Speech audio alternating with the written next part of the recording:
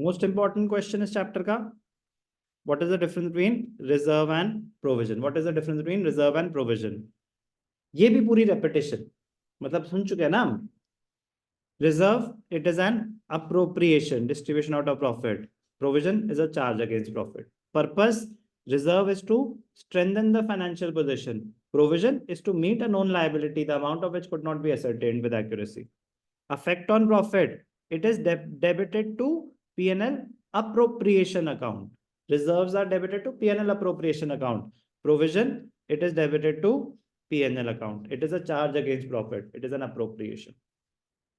Sir ये P&L appropriation क्या होता है? 12th में सीखेंगे।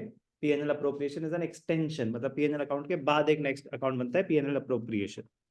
Investment, reserve, it may be invested in outside securities, then it is termed as a fund. Provision, it is for a known liability, you cannot invest it anywhere, it is not invested. Distribution, unutilized part, अब जैसे मैंने बताया ना कि specific reserve है, workman compensation reserve है, अब at the end of the year किसी को चोट वोट नहीं लगी, तो इसका मतलब that reserve is unutilized, it is free.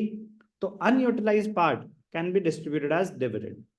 कह रहे हैं हाँ उसको आप बांट सकते हो प्रॉफिट्स में। कह रहे क्या बांट सकते हैं? डिस्ट्रीब्यूशन मतलब उसको प्रॉफिट की तरह डिस्ट्रीब्यूट कर सकते हैं।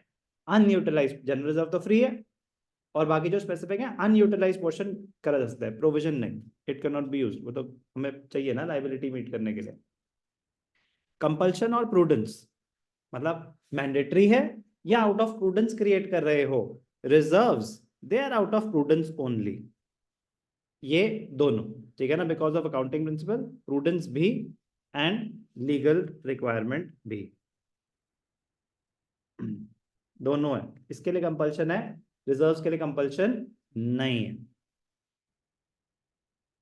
भी आ रहा है due to legal requirement, but compulsion नहीं है। Created out of profits, something which is created out of profits, मतलब भाई साहब प्रॉफिट्स होंगे तो ही होगा, तो फिर कंपल्शन नहीं हुई ना। तो इसमें अगर मतलब कंक्लूड करूं तो नो कंपल्शन, इसमें कंपल्शन है, ऊपर लिख दिया compulsion, no compulsion, yes. Presentation आते तो दोनों ही लाइबिलिटी साइड में है। रिजर्व्स एंड सरप्लस कंपनीज के केस में, मतलब हेड्स होते हैं reserves and surplus. Provisions current liabilities में, और as a deduction from asset जैसे प्रोविजन फॉर डाउटफुल डेट्स, ठीक है। Just read once.